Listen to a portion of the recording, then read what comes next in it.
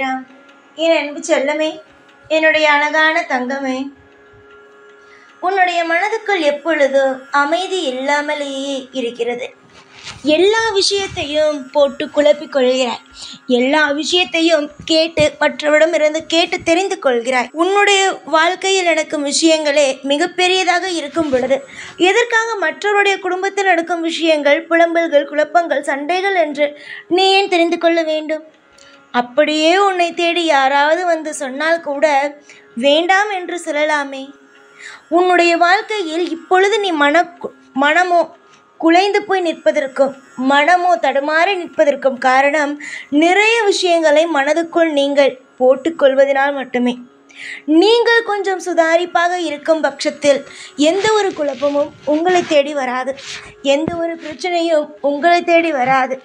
நீங்கள் எல்லா நேரத்திலேயும் குழம்பி தவிக்கிறீர்கள். உங்களுடைய வாழ்க்கையில் நிம்மதி இல்லாமல் இருக்கிறீர்கள். அதற்கு முழு காரணம் நீங்கள் மட்டுமே. ஒவ்வொரு நாளும் நானும் சொல்வேன், உங்களுடைய வாழ்க்கையில் அதிகமாக பிரச்சனை வருவதற்கு மற்றவன் என்று சொல்லாதீர்கள். அதற்கு காரணம் நீங்கள்தான் என்று. ஒவ்வொரு நேரமும் நானும் உனக்கு சொல்வது, தேவையில்லாத விஷயத்தை மனதுக்குள் வைத்து கொள்ளக்கூடாது. அதே மாதிரி தேவையே இல்லாமல் சிலர் உன்னிடம் வந்து இந்த விஷயம் நடந்தது, அந்த விஷயம் நடந்தது என்று சொன்னாலும் அதை காது கொடுத்து கேட்கக்கூடாது என்று பலமுறை கூறியும் உன்னுடைய மனமோ எதையும் ஏற்காமல் மற்றவனுடைய வீட்டில் என்ன பேசுகிறார்கள், நம்மை பற்றி என்ன பேசுகிறார்கள், நம்முடைய குடும்பத்தில் இருக்கிறார்களே அல்லவா, அவர்களை பற்றி மற்றவருடைய குடும்பத்தில் என்ன பேசுகிறார்கள், ஊர் நம்மளை என்ன பேசுகிறது, உலகம் நம்மளை பற்றி என்ன பேசுது, இதை தெரிஞ்சுக்கிறதுக்கு தான் நினைக்கிறேன்.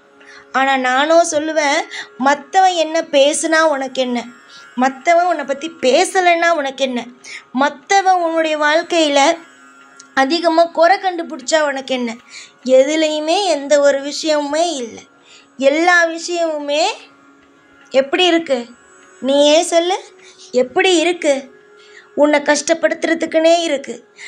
நீ எப்போ உலகத்தில் உன்னை பற்றி என்ன பேசுகிறாங்க, சுற்றி இருக்கிறவங்க என்ன பேசுகிறாங்க, உன்னுடைய வாழ்க்கையில் உன்னை பற்றி என்ன பேசுகிறாங்க அப்படின்னு நீ என்னைக்கு தெரிஞ்சுக்க ஆரம்பிக்கிறியோ அன்னைக்கு தான் உன்னுடைய வாழ்க்கையில் கஷ்டம்னு ஒன்று வருது. புரிஞ்சுதா? வாழ்க்கையில் நல்ல விஷயம் நடக்கும், அதை மட்டும் தெரிஞ்சுக்கோங்க. உன்னுடைய வாழ்க்கையில் நல்ல விஷயம் நடக்கும். எப்போ நடக்கும்? எதையும் பற்றி கண்டுக்காமல் இருக்கீங்கள்ல, எந்த ஒரு விஷயத்தையும் பற்றி கண்டுக்காமல் இருக்கீங்கள்ல, அப்போ உன் வாழ்க்கையில் நீ சந்தோஷமாக இருக்கணும். எந்த ஒரு நிமிஷமும் உன் வாழ்க்கையில் தப்பாக நடக்கக்கூடாது அப்படின்னு நீ நினைக்கிற அப்படிங்கிற பட்சத்தில் உன் வாழ்க்கை சந்தோஷமாக இருக்கணும் அப்படின்னு நீ நினச்சனா மற்றவங்க என்ன சொல்கிறாங்க அப்படிங்கிறத எப்போதும் யோசிக்காத. மனதளவில் இருக்கும் கவலைகள் அனைத்தையும் மறந்துவிடு. நான் என்ன சொல்கிறேன் உன்னுடைய வாழ்க்கையில் என்பதை மட்டும் கேள். தேவையே இல்லாமல் எந்த ஒரு விஷயத்தையும் நினைத்து கொண்டு கவலைப்பட்டு கொண்டு வாழ்க்கையில் எதையுமே இழந்து விடாதே. ஒவ்வொரு வாழ்க்கையும் ஒவ்வொரு மாதிரி இருக்கும், அதை புரிந்து கொள்ளுங்கள். எல்லா வாழ்க்கையும் கஷ்டமாகவே இருக்காது. ஒருவன் ஒரு விஷயத்தை சொல்கிறான் என்றால் அது தேவை என்றால் மட்டும் மனதுக்குள் வையுங்கள், தேவையில்லை என்றால் மனதுக்குள் வைத்திருக்காதீர்கள். உதாரணமாக உங்களுக்கு ஒரு கதையை குட்டியாக ஒரு கதையை சொல்கிறேன். என்ன தெரியுமா, ஒரு முனிவர் உட்கார்ந்துருக்கிறார்.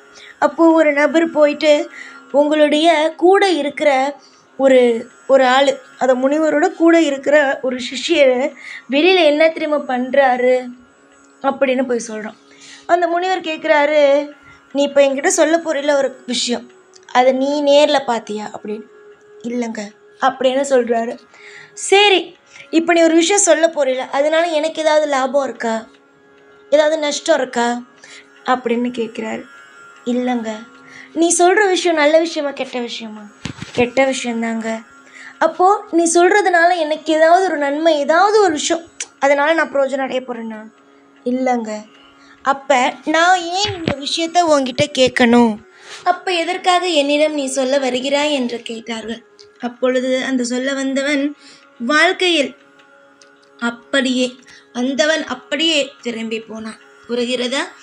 அதாவது ஒரு செய்தியை கேட்கிறீர்கள் என்றால் அதனால் உங்களுக்கு ஏதாவது ஒரு லாபம் இருக்க வேண்டும், அதனால் ஏதாவது ஒரு நல்ல விஷயம் நடக்க வேண்டும். புரிகிறதா? அதனால் எந்த ஒரு நல்ல விஷயமும் நடக்காத பொழுது, எந்த ஒரு விஷயமும் இல்லாத பொழுது எதையும் பற்றி யோசிக்க வேண்டாம். புரிகிறதா? எதையும் பற்றி சிந்திக்கவும் வேண்டாம். எல்லா நிமிஷமும் உன்னுடைய வாழ்க்கையில் நீ நிம்மதியாக இருக்க வேண்டும் என்று நான் நினைக்கிறேன். ஆனால் நீயும் தேவையே இல்லாமல் மனதை போட்டு குழப்பிக்கொள்கிறாய். எந்த ஒரு நிலையிலும் மனதை போட்டு குழப்பிக் கொள்ளாதீர்கள்.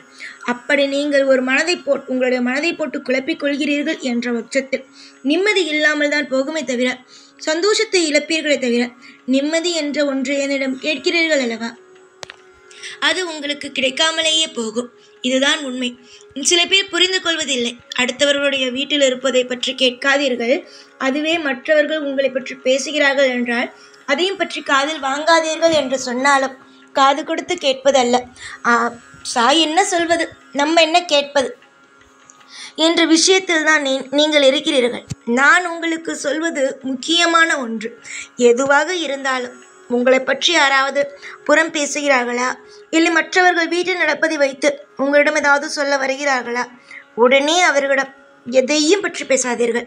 உடனே அப்படியா, சரி, எனக்கு வேலை இருக்கிறது என்று நகர்ந்து போங்கள். ஆனால் எல்லா விஷயத்தையும் விட்டுவிட்டு அடுத்தவர்கள் வீட்டு நியாயத்தை கேட்பதும், அதுவே மற்றவன் உன்னை பற்றி என்ன பேசுகிறான், உன் குடும்பத்தில் இருப்பவர்களை பற்றி என்ன பேசுகிறான் என்பதை கேட்கும் பொழுது மனதில் கஷ்டங்கள் தான் வருகிறது. கஷ்டம் வரக்கூடாது என்று நினைத்தால் இது மாதிரியான விஷயத்தை காதில் வாங்காமல் சந்தோஷமாக இருங்கள். நீங்கள் கேட்கும் ஒவ்வொன்றும் உங்களுடைய வாழ்க்கையில் உங்களை பாதிக்கச் செய்யும். உங்களுடைய வாழ்க்கையை உங்களை கலங்கச் செய்யும்.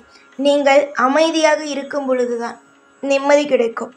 ஒவ்வொரு நிமிஷத்திலேயும் ஒவ்வொரு நொடியிலேயும் உங்களுடைய வாழ்க்கை மாறலாம். அதற்கு நீங்கள் எடுக்கும் முயற்சிகளும், அதே நேரத்தில் நீங்கள் ஏதாவது ஒன்றே ஒன்று யோசிக்காமல், தப்பான விஷயங்கள் பற்றி யோசிக்காமல் உங்களுடைய வாழ்க்கையை பற்றி யோசிக்கிறீர்கள் என்றால் நிச்சயமாக நல்லது நடக்கும். எப்பொழுதும் அடுத்தவன் இதை சொல்லிவிட்டான் என்று போட்டு குழப்பிக்கொள்ளாதீர்கள். அப்படி குழப்பிக்கொண்டே இருந்தீர்கள் என்றால் நிச்சயமாகவே மனமானது கசப்பாக மாறும். புரிந்ததா? எல்லாம் நல்லதுக்கே.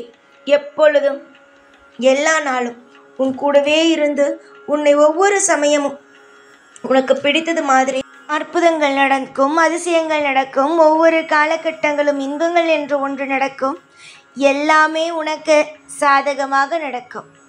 புரிகிறதா? எந்த ஒரு நிலையிலும் உன்னுடைய வாழ்க்கை எப்பொழுதும் உன்னை விட்டு போகாது.